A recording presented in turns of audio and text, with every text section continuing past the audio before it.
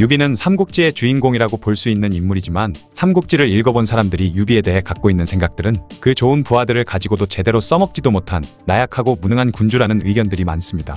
하지만 이것은 삼국지 연의를 쓴 나관중이 유비를 그런 인물로 묘사했기 때문일 뿐 실제 역사 속에서의 유비는 그야말로 조조의 맞수라고 할 만한 인물이었다고 하죠. 삼국지 정사를 쓴 진수가 유비에 대해 내린 평가를 보면 다음과 같습니다. 유비는 포부가 크고 굳세며 너그러운 성품을 가졌고 능력 있는 인재를 알아보는 눈을 가진 데다 선비를 잘 대우하기까지 하니 한고조 유방의 풍도와 영웅의 그릇을 갖추었던 것 같다. 죽기 전 자신의 아들이 아닌 제갈량에게 나라를 맡기려 했을 만큼 그의 지극히 공정한 성품은 후대에까지 전해질 아름다운 본보기다. 다만 상황에 맞게 잘 대처하는 임기응변이나 계책을 내는 데는 위무제에는 미치지 못해 상대적으로 가진 영토는 더 적었다. 사실상 중국 최초의 통일제국인 한나라의 건국자 한고조는 당시의 중국인들에게는 타고난 임금의 표본이자 나라의 시조와 같이 존경받는 존재였는데 진수가 적국의 군주인 유비에게 그와 비슷하다고 말한 것을 보면 그가 표현할 수 있는 최대의 극찬을 한 것이라 볼 수 있는데요. 비록 조조보다는 아래로 평가하기는 했지만 진수는 조조를 동시대 그 누구와도 비교되지 않는 독보적 원탑으로 평가하는데 그런 진수가 유일하게 조조와 비교하는 인물이 유비인 것입니다. 이처럼 유비는 많은 사람들이 생각하듯이 인덕만 넘치고 실제 일은 부하들이 다 해줬던 바보가 아니라 인덕과 무력, 지휘관으로서의 능력, 책략과 정치 등 모든 분야에서 뛰어난 능력을 가진 사기적인 인물이었다고 하죠. 특히 사람 보는 눈은 제갈량보다도 훨씬 뛰어났으며 연의에서 서서나 제갈량의 계책이라고 나온 건 사실은 대부분이 유비의 계책인 경우가 많았다고 합니다. 때문에 연의의 가장 큰 피해자가 유비라는 말도 있다고 하죠. 그럼 지금부터 실제 유비가 했던 일들에 대해 알아보겠습니다. 연의에서는 유비가 황건적을 토벌에 세운 공으로 안희연의 현이가 됐을 때 뇌물을 요구하던 감찰관 도구를 장비가 두들겨 패고 유비가 그를 말린 것으로 나오지만 사실 그를 두들겨 팬 것은 장비가 아니라 유비였으며 도구가 찾아온 것도 뇌물을 요구하기 위해서가 아니라 공무를 집행하기 위해서였다고 하는데요. 유비는 도구가 병을 핑계로 자신을 만나기를 거절하자 도구를 납치해 으슥한 곳까지 끌고 간 다음 그를 나무에 묶어놓고 매질해 죽이려고 했는데 도구가 살려달라고 애걸하자 그를 풀어준 뒤 관직을 버리고 도망갔다고 합니다. 조조 밑에 있던 유비가 황제를 칭하던 원수를 죽인 후 합의를 점령할 때 연의에서는 관우가 서주에서 차주를 죽인 것으로 나왔지만 실제로 그를 죽인 것은 유비였으며 이후 조조가 보낸 유대 왕충과의 전투에서도 관우와 장비가 그들을 사로잡은 뒤 유비가 이 둘을 극진히 대접했다고 알려졌지만 실제로 왕충과 유대를 사로잡은 것은 바로 유비였고 그들을 사로잡은 후 대접하기는커녕 너희 같은 놈들 100명이 온다 한들 나를 어찌 대적하겠느냐? 조조가 직접 온다면 알 수 없는 일이다 라며 오히려 그들을 능욕하고 조조까지 도발했다고 하죠. 그리고 연의에서는 조조 밑에 있던 관우가 조조를 떠나면서 5개의 관문을 돌파하는 과정 끝에 조조가 보낸 장수 채양을 죽여버렸다는 기록이 나오는데 실제로 조조는 관우를 쿨하게 보내줬으며 채양을 죽인 것도 관우가 아니라 유비였다고 합니다. 유비가 연암에 있을 때 조조가 채양을 보내 이를 공격했는데 이 전투에서 채양은 유비에게 죽임을 당했다고 하네요. 제갈량이 화공을 써 방망파에서 하우돈을 격파했던 것도 실제로는 유비가 한 일이며 이때 제갈량은 아직 유비의 신하가 되기도 전이었다고 합니다. 삼국지 촉서 선주전을 보면 유표가 유비에게 하우돈을 남양군 방망현에서 막으라 지시를 내리자 유비는 복병을 미리 준비해 놓은 후 자신의 진영에 불을 지르고 거짓으로 달아났는데 거기 속아 넘어간 하우돈이 이를 추격하다 복병의 습격을 받고 박살이 났죠. 그리고 적벽대전에서도 연의에서는 제갈량과 함께 그저 오군이 싸우는 걸 구경이나 하는 것으로 나왔지만 실제로는 주요와 유비가 함께 힘을 합쳐 조조군에게 승리했으며 이후 화용도에서 도망가는 조조를 관우가 놓아줬다는 연의의 기록과 달리 실제로 화용도까지 조조를 추격했던 것은 유비라고 합니다. 화용도를 빠져나온 조조는 갑자기 크게 웃으며 유비는 과연 나의 맞수라고 할 만하지만 계책을 쓰는 것이 나에 비해서는 부족하고 늦구나. 만약 나라면 일찍이 이곳에 불을 놓았을 것이다 라며 비웃었다고 하죠. 잠시 후 유비가 화용도에 불을 놓았지만 이미 늦은 후였다고 합니다. 서촉을 정벌하는 과정에서도 연의에서는 유비가 어려움을 겪는 도중에 형주에서 달려온 제갈량이 대활약을 하며 성공하는 것으로 나오지만 실제로는 제갈량이 관여한 것이 없으며 유비가 직접 서촉 장수들을 모두 박살내버리고 서촉을 접수했다고 하죠. 삼국지 촉서 선주전을 보면 유비가 부성을 지키고 있던 유괴, 냉포, 장임, 등현 등을 모두 격파하고 부성을 점령해버리자 깜짝 놀란 유장은 다시 이엄을 보내 면주관에서 유비를 막으려 했지만 오히려 이엄은 병사들을 이끌고 유비에게 항복해버렸습니다. 이후 제갈량과 장비, 조운 등이 군사를 이끌고 강을 거슬러 올라와 백제, 강주, 강양 등의 지역을 점령하고 낙성마저 격파되자 결국 성도에 있던 유장이 성을 나와 항복했다고 하네요. 삼국지 촉서 유장전을 봐도 212년 유비가 가맹관에 있다가 병사를 돌려 촉으로 향했는데 가는 곳마다 모두 이겼다라는 기록이 있으니 실제 촉을 정벌한 것은 유비의 업적이라고 볼 수 있겠습니다. 한중에서도 제갈량의 대활약으로 조조군을 격파했다고 아는 사람들이 많지만 사실은 조조를 상대로 승리를 따낸 것도 모두 유비가 한 일이었으며 애초에 제갈량은 유비가 살아있던 시절에는 군권에 관여를 한 적이 없다고 하죠. 하우연이 죽고 조조가 장안에서부터 친히 대군을 이끌고 출전하자 유비는 군사들을 모아 요충지를 지키며 함부로 전투에 나서지 않았고 여러 달이 지나도 조조가 이 요충지들을 점령하지 못하고 날이 갈수록 사망자만 늘어나면서 결국 후퇴를 하게 된 것이었습니다.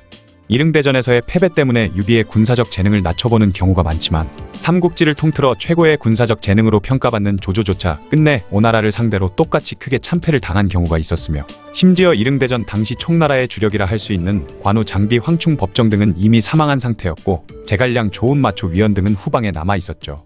반면 오나라에는 육손을 비롯해 서성, 반장, 한당 등 재능 있는 지휘관과 경험이 풍부한 베테랑 장수들이 많았으니 그런 오군을 상대로 초반에 승기를 가져가며 이릉까지 진격해냈던 유비의 능력을 오히려 높게 평가해야 한다는 의견도 많습니다. 군사적 능력을 종합하자면 유비는 역사적인 명장들과 비교할 정도의 S급 지휘관은 아니지만 연희에서 보여줬던 모습과는 전혀 달리 당대 최고의 명장인 조조와 자웅을 겨룰 수 있었던 몇 안 되는 준수한 A급 지휘관이라 할 수 있었는데요. 특히 적벽대전 이후부터 이릉전투 전까지는 대부분의 전투를 이겼다는 점에서 왜 그가 조조와 어깨를 나란히 하는 인물이라 평가받았는지 알 수 있습니다. 유비에 대해 평하길 진수는 유비는 항상 조조와 반대로 행동했다. 이러한 유비의 행동은 그가 조조에게 대항해서 이득을 챙기기 위한 것보다는 조조가 자신을 받아들일 그릇이 아니었다고 판단했기 때문이라고 평했죠. 실제로 방통전에서 촉에 처음 들어갔을 당시의 기록을 보면 유비가 말하길 나와 조조는 물과 불의 관계다. 조조가 엄격하면 나는 관대하게 대한다. 조조가 책략으로 행동하면 나는 성실하게 행동한다. 언제나 조조와 반대 행동을 취해야만 비로소 일이 성취된다 라고 기록되어 있습니다. 이처럼 유비는 항상 조조와 상반된 모습을 보였는데요. 조조가 황제를 끼고 천하를 호령한다는 방식을 선택했다면 유비는 일찍이 원소가 써먹었던 한나라의 역적 조조와 맞서 싸운다는 입장에 서기도 했죠. 또 유비는 여기에 더해 자신이 한왕실의 후예라는 점을 들어 한왕실을 다시 일으켜 세운다는 명분을 내세워 끝까지 조조에 대항했습니다. 이런 대의명분을 들고 마지막까지 물러서지 않았던 유비는 조조 입장에서는 가장 강대한 적이었던 원소 이후 말년에 이르기까지 가장 성가신 존재였을 것이라 짐작되죠. 실질적으로도 유비는 원술 토벌을 이유로 조조의 세력을 벗어난 것을 시작으로 총나라와 형주를 차지하는 천하삼분직에 적벽대전 등으로 늘 조조를 괴롭히며 그가 통일 군주가 되지 못하게 막았습니다.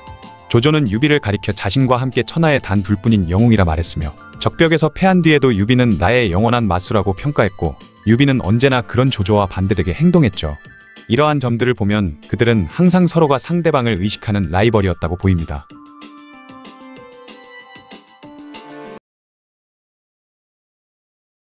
삼국지에서 가장 유명한 장수를 꼽으라고 하면 사람들은 저마다 다른 인물들을 떠올리겠지만 그중 탑5 안에는 무조건 관우의 이름이 있을 것으로 예상될 만큼 엄청난 인기를 얻고 있는 장수가 바로 관우인데요. 그런데 최근 실제 역사인 정사에 관심을 갖는 사람들이 많아지면서 삼국지 연의에서 관우가 보여줬던 압도적인 무력을 증명하는 기록들이 실제로는 알량을 죽인 것에 모두 사실이 아니란 것이 알려지자 관우가 거품이 아니냐는 주장을 하는 사람들도 많습니다. 그리고 정사에서는 전투에서 패배한 기록이 많다는 점 때문에 관우는 무력뿐 아니라 지휘관으로서의 능력 또한 떨어진다는 주장도 있죠. 과연 관우는 정말로 뛰어난 장수가 맞았는지 아니면 거품이 잔뜩 낀 인물에 불과했는지 지금부터 알아보겠습니다. 관우는 삼국지를 대표하는 명장으로 중국의 역대 왕조들은 물론이고 민간에서도 굉장히 높은 인기와 명성을 자랑하는 인물이죠. 그는 중국인들에게 무력과 충성심 그리고 의리와 재물의 화신으로 여겨지며 오늘날까지도 신으로서 숭배받는 존재입니다. 그야말로 인간으로 태어나 신이 된 남자라고 할 수 있죠. 비록 앞서 말한 관우의 패배 기록 때문에 지금에 와서는 그를 저평가하는 사람들도 있지만 실제로 관우와 같은 시대를 살았던 사람들이 그에 대해 남긴 평가를 살펴보면 하나같이 관우가 용맹스럽고 무서운 장수라는 이야기뿐인데요. 그것도 보통 사람이 아닌 조조나 정욱, 곽가, 주유, 여몽 같은 당대에 걸출한 인물들이 모두 관우를 인정했다고 하죠. 뿐만 아니라 관우는 그가 죽은 후 적어도 300년 이상 관장지용이라는 수식어로 통하며 용맹한 장수들의 기준이 될 정도였습니다.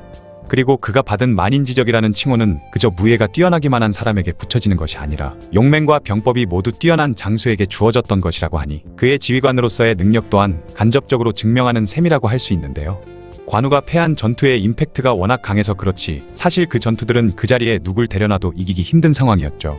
관우가 겪은 가장 큰 패전둘이라고 하면 조조군을 상대로 한 합의전투와 번성전투를 들 수 있는데 합의를 지키던 관우가 조조에게 패배할 당시 조조의 세력은 이제 막 서주를 점령한 유비의 세력에 비해 압도적으로 우세했고 총사령관인 유비도 이미 패한 후 도망간 상황이었습니다. 그리고 번성공방전은 조조 측에서 동원할 수 있는 대부분의 전력을 거의 쏟아부은 상태에서 동맹인 손권까지 등을 돌려 앞뒤로 포위가 된 상황이었죠. 반면 위의 두 경우처럼 세력의 규모가 극단적으로 차이가 나지 않았던 번성공방전 초반의 관우는 위나라 최고의 명장인 조인을 상대로 싸워 정예 7군을 수장시킨 뒤 우금을 사로잡는 대승을 거두었고, 조조 밑에서 일할 당시에는 백마전투에서 맹활약을 한 기록이 있습니다. 즉 관우는 불리한 상황에서 치른 전투에서 몇 번의 큰 패배가 있긴 하지만 따지고 보면 그렇게까지 패배가 많은 것도 아니며 패했던 전투도 이기는 게 불가능에 가까운 상황이 대부분이었죠. 또한 조금 전에 말했던 관우의 능력을 평가한 이들이 대부분 글을 직접 써봤거나 상대해본 인물들이었다는 사실에도 집중할 필요가 있습니다.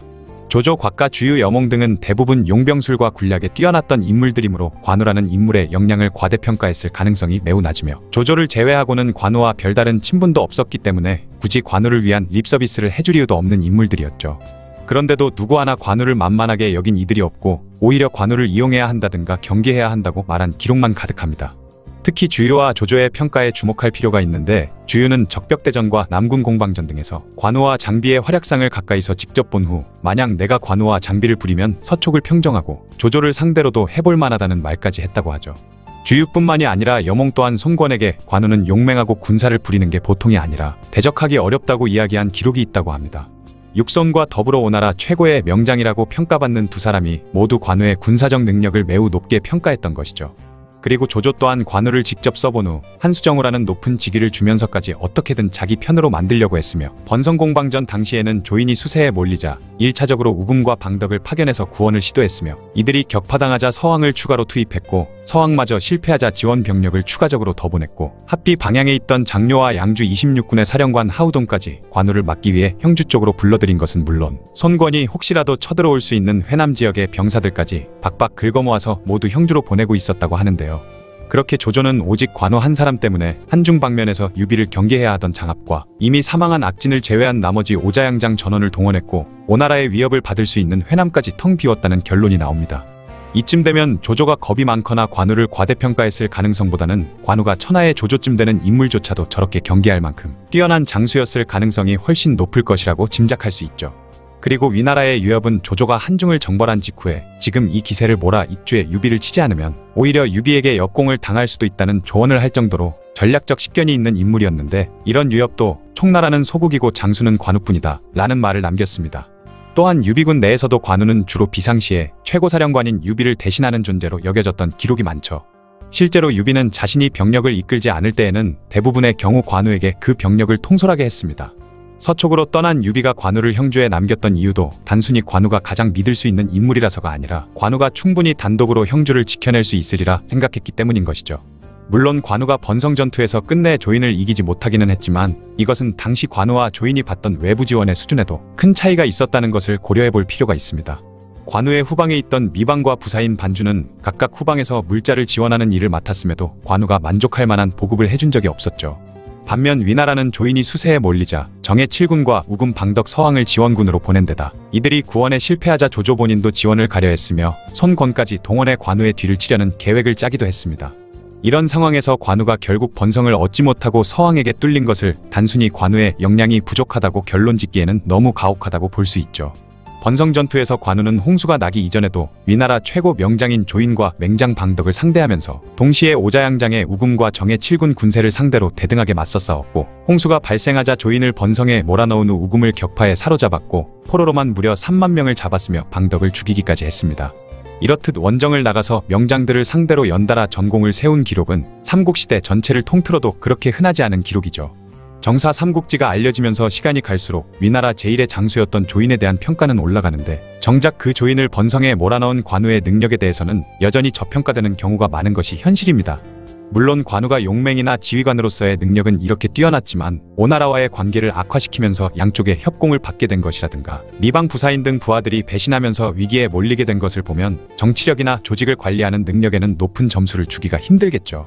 마지막으로 실제 역사에서 관우 개인의 무력은 어느 정도였는지 알아보겠습니다. 주유전과 여몽전, 곽가전, 정욱전 등 정사 삼국지에 남은 수많은 기록을 봐도 장비와 관우는 용맹이 삼국의 수위에 섰으니 만인의 적이라고 칭해졌다. 장비와 관우는 모두 만인지적으로 유비를 위해 사력을 다해 싸운다와 같은 표현이 셀 수 없을 만큼 많이 등장하는 걸 보면 정사에서도 관우의 무예는 최강이었다는 것을 알 수 있습니다. 또한 장수들끼리의 1대1 대결에서도 관우는 눈에 띄는 활약을 확실하게 기록으로 남겼죠. 연희에서는 수많은 1대1 대결 장면이 자주 등장하는 것과는 달리 정사에서 장수들 간의 대결에 관한 기록은 모든 장수들을 통틀어도 10건이 안 된다고 합니다. 그런데 그 얼마 안 되는 기록 중에 관우가 알량을 벤 기록이 있는 것인데요.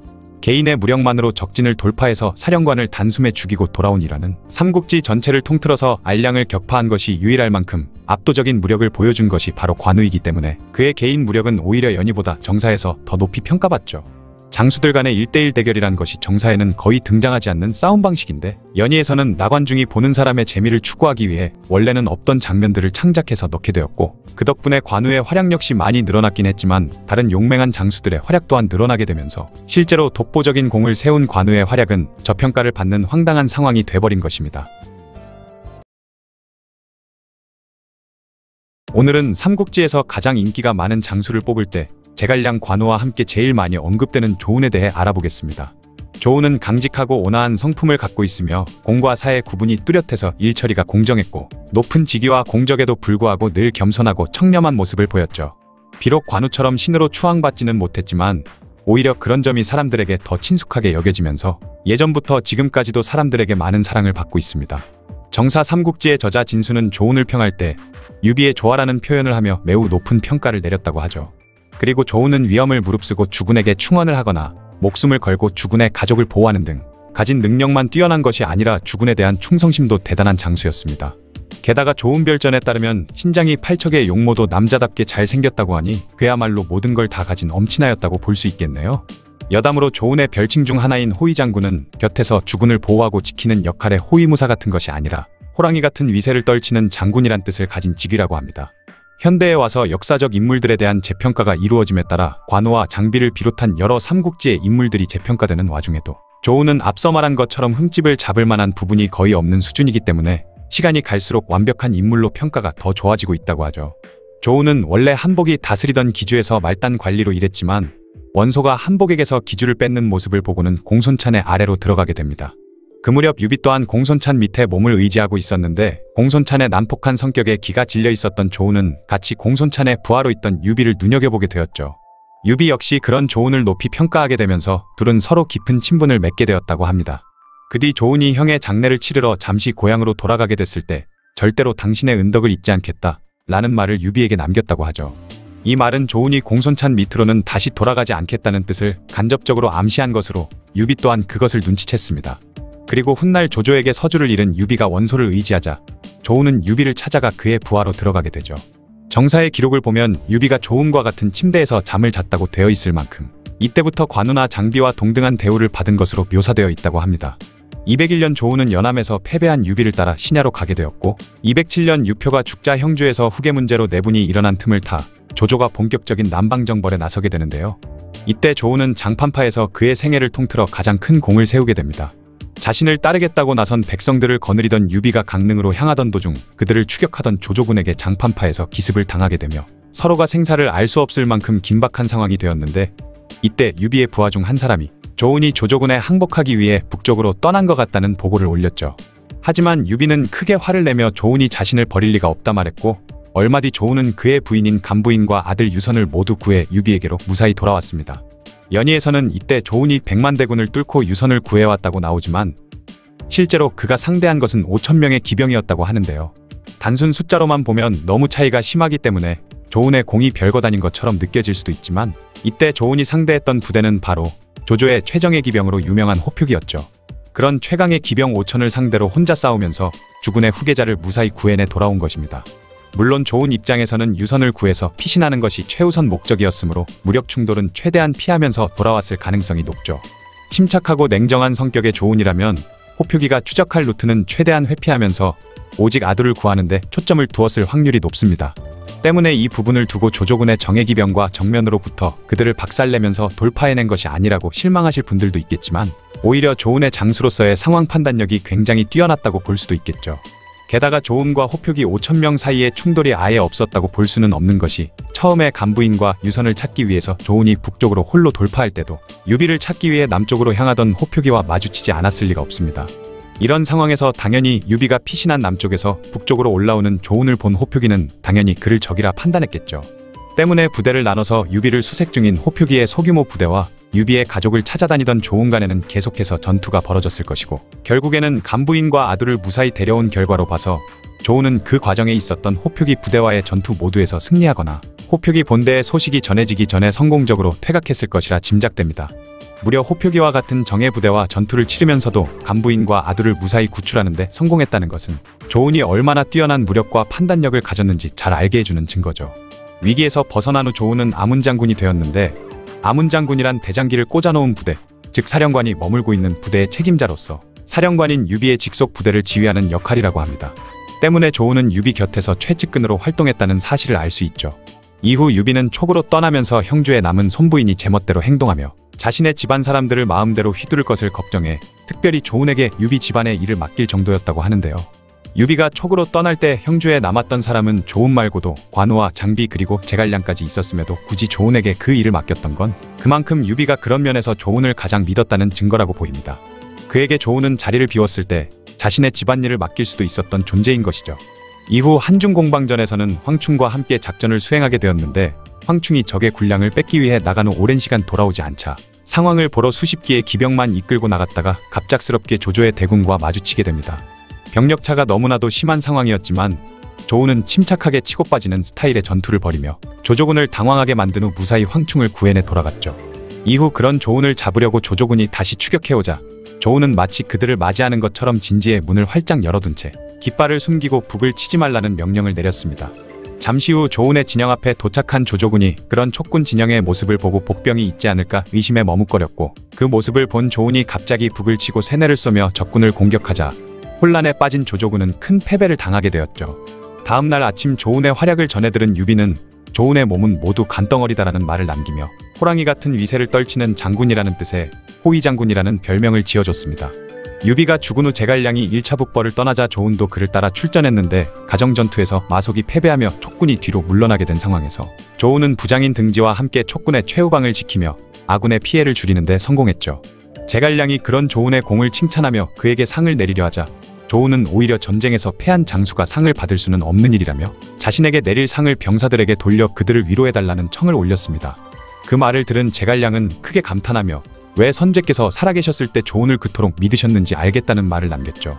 이렇듯 조운은 인품까지 훌륭했다는 기록이 많이 남아있는 장수로 관우, 장비, 위원 같은 총나라에 손꼽히는 명장들도 그들의 인품과 성격에 흠이 있다며 정사를 지은 진수에게 크게 비판받았는데, 그런 진수조차 조운과 황충만은 한고조 유방의 최측근이자 개국 공신이었던 관영과 하우영에 비교하며 그 어떤 비난도 없이 매우 후하게 평가했던 걸 보면 인품이 무척이나 훌륭했다고 볼 수 있습니다.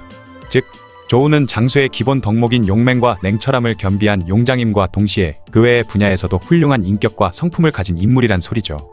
임관 이후 대부분의 시간을 유비나 제갈량 같은 총나라의 최고 실세 곁에서 최측근으로 있었던 만큼 어깨에 힘이 좀 들어가도 전혀 이상할 것이 없는 게 조운의 위치였지만, 당대의 평가, 후대 사람인 진수의 견해, 사서에 보이는 행적 등 어디에서도 조운의 인간성에 대한 지적은 찾아볼 수 없고 오히려 그런 부분에 대한 평가가 굉장히 높다고 합니다.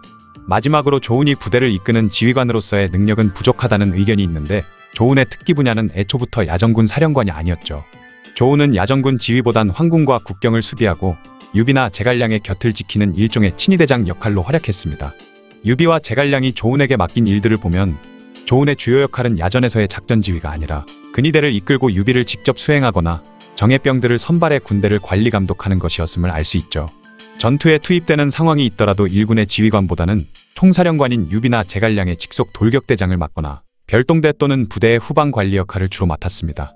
그런데도 몇몇 전투에서는 얼마 안 되는 부대를 이끌고 위나라 대군의 눈앞에서 미끼 역할로 버티었던 걸 보면 그가 지휘관으로서 무능했다고 비판하기보다는 자신의 특기 분야가 아님에도 임무를 꽤 잘 수행했다고 호평을 받아야겠죠.